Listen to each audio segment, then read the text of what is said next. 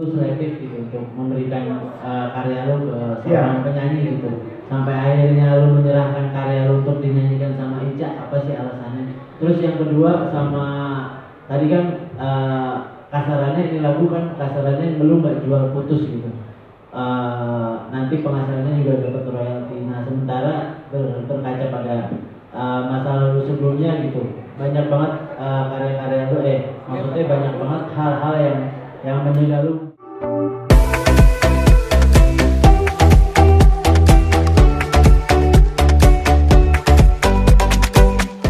untuk memberikan karya lu ke seorang penyanyi gitu, sampai akhirnya lu menyerahkan karya lu untuk dinyanyikan sama Ica, apa sih alasannya?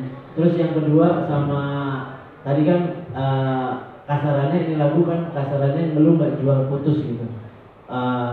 Nanti penghasilannya juga dapat royalti. Nah sementara berkaca pada masa lalu sebelumnya gitu, banyak banget karya-karya lu maksudnya banyak banget hal-hal yang menyindir lu bicara soal royalti. Nah masalah itu apakah maksudnya berimpact pada diri lu untuk membuat karya ke orang lain dan nantinya itu lu jual putus, atau memang masih tetap dengan proses yang sama gitu? Terima kasih. Oke.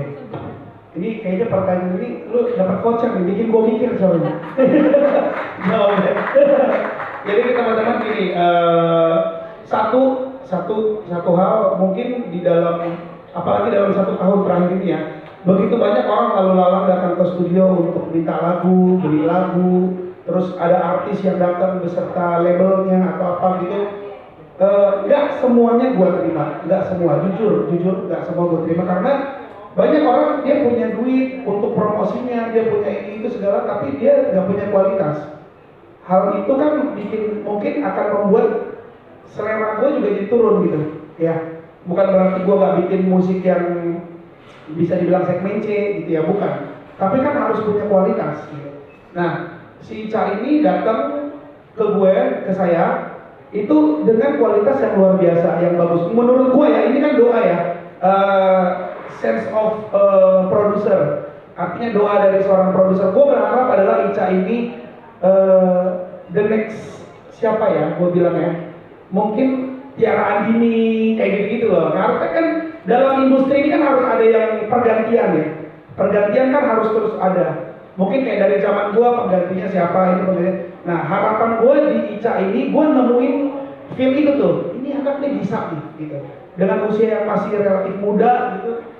Buat gue ini satu tantangan. Akhirnya ya itulah, akhirnya jadilah lagu Masih Mencintamu ini untuk dinyanyikan oleh Ica. Tentunya itu melalui proses dan proses. Dari proses ketemu itu juga nggak segampang itu. Kita ngobrol, satuin visi misi, musiknya apa aja, yang dia suka, seleranya gimana. Nah dari obrolan itu gue ngerasa wah ini bisa nih gitu. Nah setelah itu baru gue kasih lagu itu, dan akhirnya begitu rekaman ada satu hal yang gue kaget sih. Jadi yang dibilang Ica tadi benar, proses rekaman 2 bulan, yang lama itu waktu pembuatannya, waktu jadwal gue, jadwal Ica. Pada waktu take rekaman itu bener-bener cuman butuh 1 jam selesai. Karena Ica itu memang dia punya kualitas, mungkin ya aku juga merasa gini, di usiaku yang sekarang ya udah tergolong 40 tahun, aku juga gak pengen lah pilih artis sembarangan. Pengennya tuh kayak apa yang gue bikin, jujur ya, patokannya bukan meledak. Apa yang gue bikin patokannya adalah ini harus keren, ini harus bagus. Mau itu lagu pop, lagu dangdut, lagu rock sekalipun atau apa, ini harus bagus gitu. Menurut selera gue dan tentunya yang sudah terbiasa gue dengar untuk konsumsi masyarakat. Intinya ini harus bagus. Masalah booming atau tidak, buat gue itu bagian dari bonus, itu adalah bagian dari perjalanan Ica nanti. Dan gue berharap Ica ini ke depan bukan menjadi artis instan. Gue pengen dia menjadi artis yang dia punya proses gitu. Pengen membuat Ica ini menjadi artis yang organik, yang lama-lama dia ya memang ya ini gue gitu. Nah, kalau artis instan kan biasa gitu kan, viral selesai, viral selesai. Ya ini menurut pengalaman yang sudah.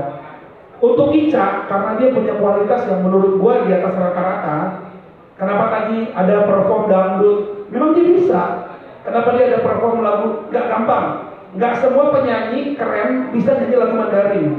Yang paling gua kaget lagi, dia ini bukan orang Mandarin gitu. Itu nggak mudah, sangat tidak mudah. Boleh tanya, di Indonesia ini mungkin masih jarang yang ngerti lagu Mandarin. Bukan gua bilang gua tidak cinta Indonesia ya, tetapi apapun yang terjadi, lagu Mandarin ini bisa jadi komunikasinya Ica nanti bisa jadi dia akan menjadi artis mancanegara. Itu kan harapan, hope dari kita semuanya.